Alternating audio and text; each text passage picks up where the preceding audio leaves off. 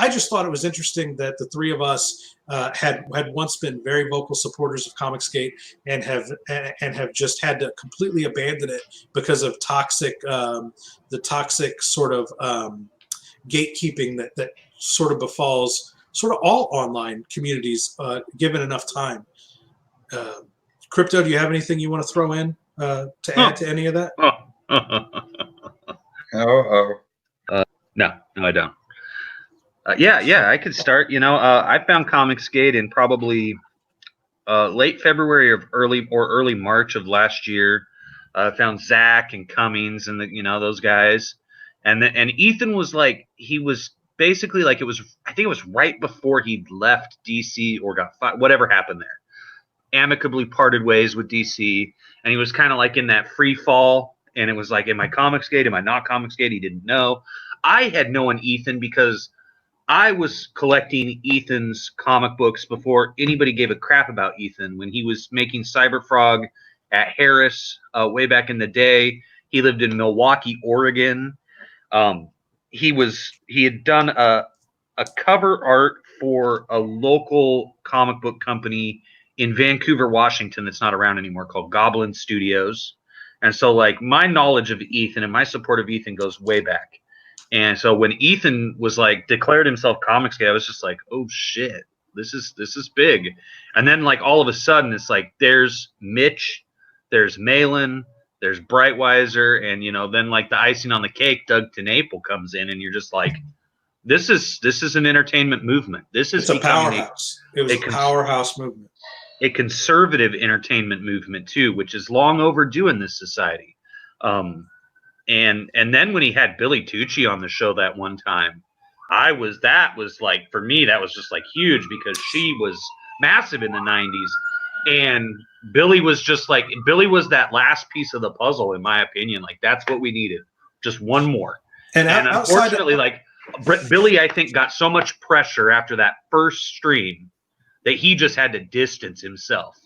And when that happened, like, that was a red flag that went up. It was like, something's not right here, because there's no reason, his own self-made man would distance himself this much. And I think it was all that stuff over when Late Night Comics was disrespectful to Gavin's wife or widow. I think that was what caused Billy to kind of retreat. And I think people told him, if you mess around with Ethan Van Sciver, you're not going to find work in the comics at large. And so he distanced himself pretty far there, and that was a red flag. And another major red flag was do you remember when Ethan flew to Arkansas to meet with like Mitch and Mark Pellegrini? And it was basically like, Ethan wasn't saying this, but the vibe was like, holy crap, they're going to get together and they're going to start the next Image Comics. This is about to happen. Right. And you never heard anything about that meeting after Ethan got back. And I was just like, and I'm waiting. And I'm waiting. And it just never happens. It's never mentioned. And in my mind, I'm just like, something went wrong. Something is different behind the scenes than is being presented to the public.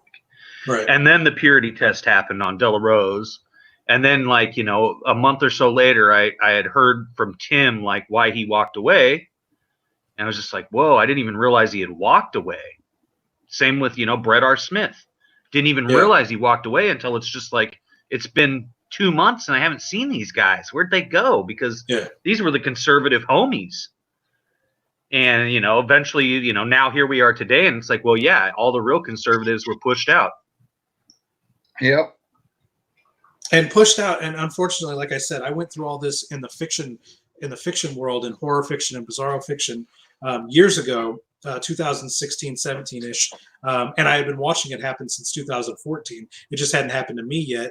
And watching the internet purity testing, the internet sort of swarming onto individuals, the taking some one snapshot instance from someone's life out of context and using it as a tool to bury them forever. Mhm. They are an awful person because of this one thing that happened one time out of context. They can never be forgiven for this. They can never apologize enough. We will never associate with them again. And in fact, we will try to make sure that their personal life is ruined, their professional life is ruined, and they can never work in this town again.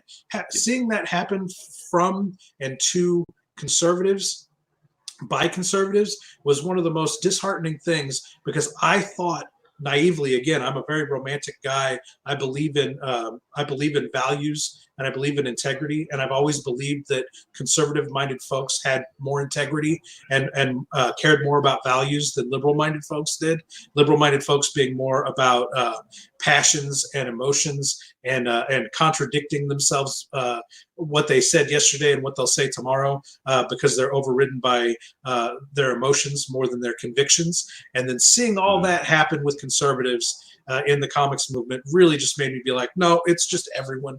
Everyone fucking acts like this on the internet. This is just a fucking internet thing. Or maybe it's a community Yeah, but thing. here's the thing: is we were all lied to. All the people that did that, they weren't conservatives. It was the conservatives who were pissed off and outraged that it was happening. It turns out that all these people are authoritarian centrists, Right. and that's what they want. You know, where they became a community that is absolutely unaccepting, and it's completely homogenized. Right. And that homogeny is able to be altered every day as long as the leader says this is what, you know, it's 1984. This is our enemy today. It's always been our enemy. It will always be our enemy until the leader says, oh no, that's not the enemy anymore. Now this is the enemy. Yeah, until the leader changes his mind tomorrow, which Ethan does constantly. And you know, his movement is his group of supporters get smaller and smaller by the day. And I think that but they get more loyal by the day also. And I think that's the point. He would rather have, you know, I think 2,000 people who are blindly loyal to him and willing to go to any lengths, including, you know, obviously including threatening to go to people's homes to assault them if they won't help with the destruction of conservative careers. That's been proven. I'm about to prove it again in a court of law. Oh yeah. There's also somebody going by my name on YouTube and Facebook, saying some really crazy shit. And I was made aware of this when Ben Henderson tweeted like, Matt V, I don't know who you are, but fuck you. And then I was like, what the hell did I do? And I ended up retweeting him, and he was like, no, I wasn't talking about you. I was like, well, this person's apparently trying to act like, give the impression they're doing that to you too, Crypto. Oh, dude, yeah. I mean, I've been stalked for trying to smear people's names. Because, I've been stalked for the better part of a year, man. Yeah, I mean, I don't know about you. This is the thing that they don't get. Like, you know, I don't engage. But like every 3 months, I just go over there and I thump them and I take something that they liked. And it's like, well, you know, you tweeted about me 40 times in the last month and we haven't communicated with each other in 4 months. Like, why are you tweeting about me every fucking day of your life, dude? So what I'm going to do is I'm going to take something from you. I'm going to take Jean-Luc from you. I'm going to take Jesse Miller from you. I'm going to take Doug TenNapel from you. I'm going to take because you're trying to take from me. We could have just been, we didn't have to be friends. We don't have to be friends. Doesn't mean we have to be enemies. Right. But you know, that I haven't been given a choice. This is what I find really despicable, is these people have used my likeness, they've used Tim's likeness, they've used John's likeness to their brand. Okay, I didn't sign a contract. I didn't sign up to be a character on your show, to be the antagonist on your show. So you're going to have to compensate me for the destruction you have caused. And if you think it's a joke, you're about to wake up. Every time I come over there and I take something from them, they realize, oh my God, crypto. It's like, quit fucking with me. You want to make me into the CG Skeletor? Okay, I'm going to take something from you.